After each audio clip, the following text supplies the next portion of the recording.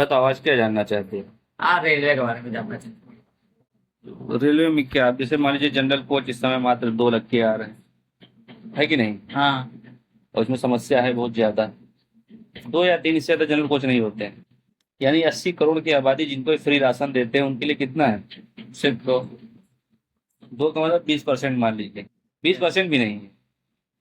क्योंकि 80 करोड़ तो वो लोग हैं जो बहुत ही गरीब है। उस श्रेणी में हम लोग नहीं आते हैं, हम लोग। Below property line. हाँ, बिलो पॉवर्टी लाइन, जिनको मतलब अति गरीब कह लीजिए। उनमें सिर्फ कुछ छूट भी जाते हैं, ये भी जान लीजिए। तो उनके लिए क्या व्यवस्था है। मात्र 2 या 3 जनरल। बाकी सारी व्यवस्था किसके लिए। High class.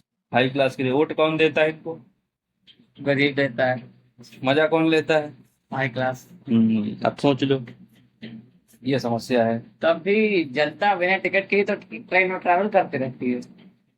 देखो जनरल में सिस्टम थोड़ा गड़बड़ है। जनरल टिकट में सबसे बड़ी प्रॉब्लम ये है कि उसमें जो है सीट के नंबर पड़े होते हैं। चाहे तो वहां भी जो है ये रिजर्वेशन कर सकते हैं। भाई खर्चा वही लो। और हम तो कहते हैं सबसे बड़ा तरीका मोबाइल ऐप है आपका। उसी में सीधे अपना मोबाइल, हर आदमी को तुमने खाता भी खुला रखा है आज की डेट में। खुला रखा है नहीं खुला रखा है। हाँ। तो जब खाता खुला रखा है, यूपीआई सिस्टम सबको दे रखा है, तो सीधी सी बात है रेलवे पेमेंट सीधे उसी से ले लिया करे खट से। जुर्माना टिकट जितना के भी। रेट सामने आ जाए। जैसे ही वो ट्रेन नंबर डाले टिकट के रेट सामने आ जाए तुरंत अपना टिकट बुक कर ले, खाली है तो। और सब कुछ ऑनलाइन व्यवस्था चलती रहे सीधे। हाँ। है कि नहीं। अगर ये मशीनी सिस्टम बना दें तो ये जो बवाल है खत्म हो जाए। और इसके अलावा जनरल में मतलब दुश्वारी बहुत है, मतलब इतना भरा रहता है, इस तरीके से भरा रहता है कि पूछिए मत। Mainly toilets. टॉयलेट में भी लोग घुसे रहते हैं। हाँ, टीटी से बचने के लिए। टॉयलेट गंदे भी रहते हैं, नहीं वहां टीटी से बचने के लिए नहीं घुसते हैं। उसमें हमारे हमारे ख्याल से ये काम होता है स्लीपर क्लास में। स्लीपर क्लास में सारे डिब्बे जुड़े रहते हैं आपस में। है कि नहीं। हाँ। और कहीं फंस गया बीच में आ रहा टीटी तो जाके लेटरिन में घुस गया वही टिकट। ये होता है। होता है। अब समझो। और दूसरी चीज भाई, हम तो यात्रा रेलवे की बिल्कुल पसंद नहीं करते हैं। कारण क्या है। अगर यदि बहुत पहले से सीट तुम्हारा कंफर्म हो जाती तो ठीक यात्रा करना। और ना हो तो बिल्कुल यात्रा करने की जरूरत नहीं है। और ये समझ लीजिए टीटी जुर्माना इतना लगाता है कि तुम्हारे टिकट का और सब कुछ एक साथ निकल जाता है। मैक्सिमम 5,000 रुपए का जुर्माना लगता नहीं, है। 5,000 का नहीं। वो नहीं है तरीका, वो नहीं है, लेकिन ये है कि टिकट और पेनल्टी मिला करके इतना आपसे हो जाएगा कि उससे बढ़िया तुम एसी बस से आराम से लेटते हुए सफर कर सकते हो जहां भी आना जाना। तो थोड़ी मेगा सिटीज के बारे में बात करें, मान लो तुमको यहाँ से लखनऊ से जयपुर जाना है। पर ट्रेन तुमको नहीं मिली। तो चुपचाप भैया जाओ आज अवध चौराहा, वहां से पकड़ो जा करके एसी बस, वही लगन तुरंत बुक हो जाएगी। बहुत ज्यादा तुमको 1,300 1400 रुपए देने पड़ेंगे। आराम से फैल के स्वागत जाओ। रेलवे तो लॉस में भी चल रहा है फिलहाल। लॉस में चल रहा तो ये लोग जाने क्यों लॉस में चल रहा है। उसका कारण क्या है। लेकिन फिलहाल भाई हमारे हिसाब से जो तरीका है वो बता रहे हैं। अब इतनी बड़ी समस्या पूछिए मत। हम एक बार भाई जयपुर से वापस लौट रहे थे। तभी मन हो गया चलो अच्छा ट्रेन से निकल लेते हैं। टिकट थी नहीं तो पहले जनरल टिकट ले लिया। और ले करके स्लीपर में घुस गए। फिर हमने सोचा टीटी आएगा उससे सीट मांग लेंगे, बनवा लेंगे, जो भी खाली जगह होंगी उसी में बैठ के निकल जाएंगे। तो उसने खैर पहली चीज भाई टीटी अभद्र होते हैं, चाहे जो टीटी हो समझ लीजिए बहुत ही मुश्किल से आपको अच्छे टीटी मिलेंगे। हाँ। हाँ, उनकी जबान पे जो है सही शब्द नहीं होते हैं किसी के लिए भी। तुम कितने बड़े अधिकारी कर्मचारी कुछ भी हो, लेकिन टीटी के सामने तुम फेल हो। मैंने फेल सोशल है। मीडिया पर देख रखा है। नहीं नहीं, ये सत्य है। टीटी जो है जितनी हरामपनी करना होगा कर लेगा आपके साथ। यहाँ तक कि मंत्री नेता को भी उठा कर ऐसे कर सकता है। मैंने देखा है। तो बस इतना जान लीजिए कि वो सबसे बड़ा होगा। वो खुद कहता है मैं रेलवे का दामाद हूँ। वसूली भाई। अरे वसूली भाई वो जो भी हो, फिलहाल वो अपने आप को रेलवे का दामाद कहता है। जब कोई फंसता है उसको समझ में आ जाता है कि टीटी क्या चीज होती है। हाँ। तो भाई खैर हमको तो सब पता ही था, क्योंकि रिलेशन में एक दो टीटी हमें बताया भैया टीटी से बहस नहीं करना। अगर टीटी से बहस किया तो अगर उसने पहले मांगे 500 तो फिर आ जाएगा 5,000 पे, धीरे धीरे बढ़ते बढ़ते इतनी पेनल्टी लगेगी नहीं, जेल जाओगे। अब ये समझ लो ये हाल है। मतलब टीटी से बहस नहीं, जो बोल दिया चुपचाप उसको दो, निकलो। हाँ। तो वहां से जब आ रहे थे वही जयपुर से, है ना, तो भाई फिर सीट लेने के चक्कर में एक सीट दिया साले ने, पैसा खूब लिया, एक सीट दिया। और इतना कष्ट उठाते हुए रात भर जागते जागते हाँ आए, कानपुर आए। कानपुर से फिर दूसरी ट्रेन पकड़ी, अब यहाँ घर आए। तो वो कष्ट जो है हम बता नहीं सकते। अगर वही चीज हमने किया होता, जयपुर सीधे बस स्टॉप पे जाते, कौन सा जो प्राइवेट वाला है, हाँ। और वहां से एसी कोच बुक में अपन टिकट ले लेते दोनों लोग, अब बढ़िया आराम से सोते हुए। बहुत ज्यादा तय। जयपुर से तो यहाँ का जो है टिकट मेरे ख्याल से 1,000 के अंदर है। जयपुर से कानपुर 1,000 के अंदर है, बढ़िया जबरदस्त। उसी में कुछ ऐसी बसें भी होती है ना जिनमें कि लैट्रिन बाथरूम सब रहता है।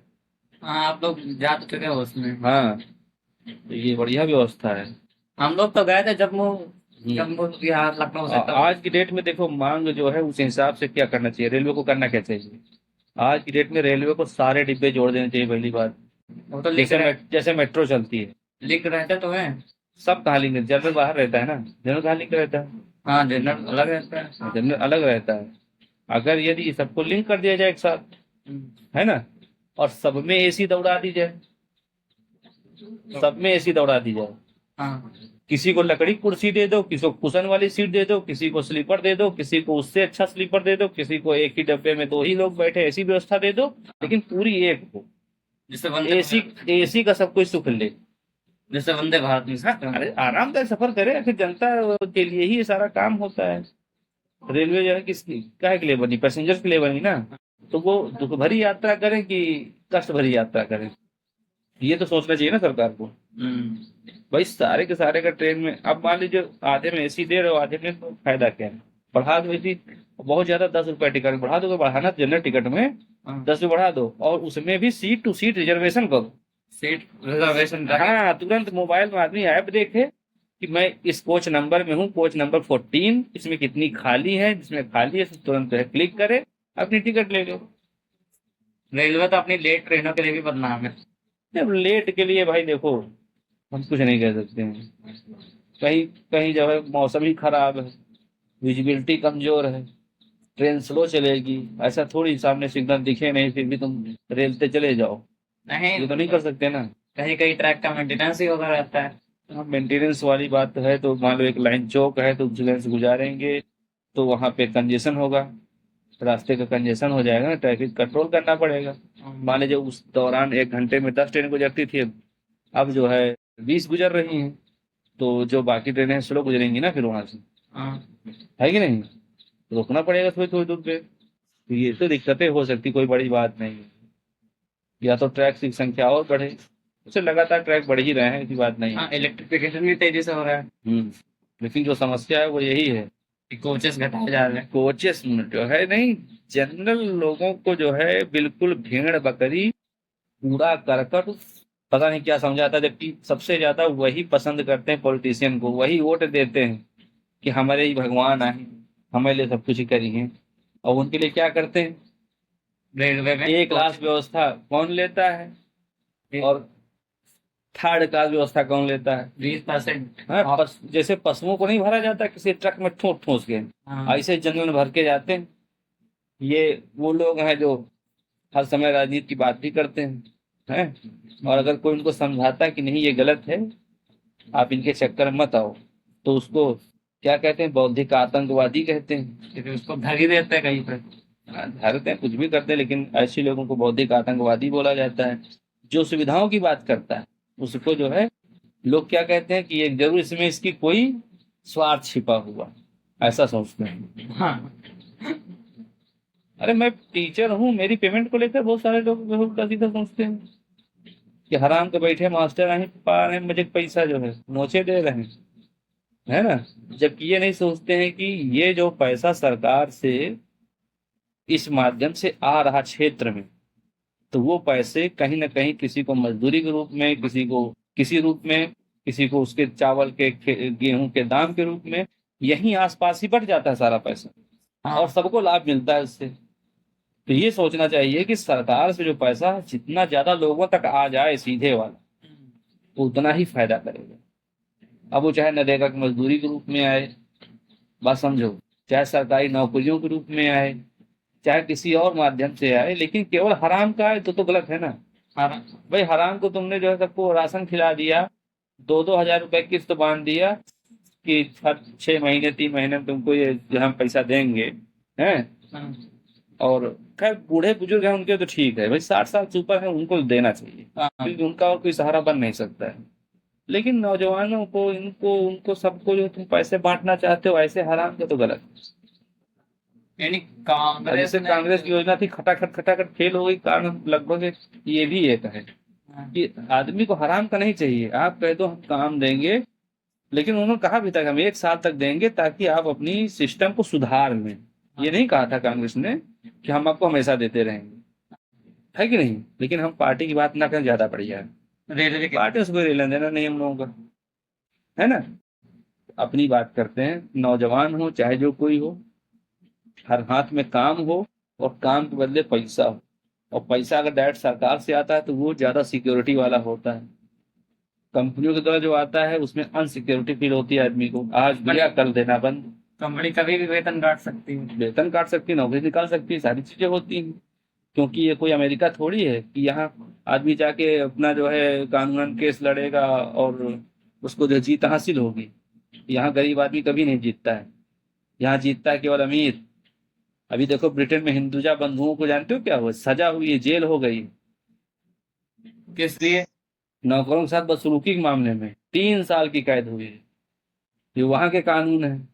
इसी तरह अमेरिका कानून था, वहां पे एक अपने यहाँ की राजनयिक थी जो गई थी, देवयानी खोराबगड़े, उसने जो है किसी नौकर से काम ज्यादा लिया था, पैसा कम दिया था, उसको भी जेल बिताना पड़ा। तो वहाँ कानून यहाँ कानून बहुत बड़ा अंतर है। कोरिया में भी यही हुआ था, किसी एयरलाइन के सीईओ ने एक पायलट को पीट दिया, तो फिर उसके बाद चली गई जेल। सोच लीजिए, तो ये इंडिया है, इंडिया का अलग कानून है और दूसरी जगह पे अलग कानून। वहां पे बिना लिखा, संविधान भी नहीं लिखा है अमेरिका में, फिर भी इतना सख्ती से कानून का पालन होता है। यहाँ सब कुछ लिखित है, फिर भी जो है यहाँ कुछ होता नहीं। यहाँ गरीबों के लिए कुछ नहीं, जो है सब अमीरों के लिए। कानून कुल मिला करके अमीरों की रखैल है। ये सिस्टम तो अंग्रेजों के टाइम से भी तो चला आ रहा है तो अंग्रेज अपने देश में तो देखो भी हिंदुजा बंधुओं को जो है सजा दे दी। दिक्कत ये है कि जब यहाँ ब्रिटिशर्स आए थे तो जो हम लोगों के मन में ये सोच डाल गया है, कॉलोनाइज्म और फ्यूडलिज्म की सोच डाल के गए हैं। अब जो भी डाल के गए हो, लेकिन कानून तो वही है, हमारे यहाँ लिखित है, उनके यहाँ अलिखित है। हमने तो अच्छी अच्छी चीजें हर जगह से ले रखी हैं, फिर भी इम्प्लीमेंट सही से नहीं होता। क्यों नहीं होता? क्योंकि हमारी न्यायपालिका बहुत कमजोर है। समझो इस बात को, जजेस की संख्या बहुत कम है, केसेस को निपटाया नहीं जाता है, बल्कि उनको लंबे समय तक लंबित किया जाता है, रखे रह जाता है, तारीख पे तारीख। निस्तारण नहीं होता है।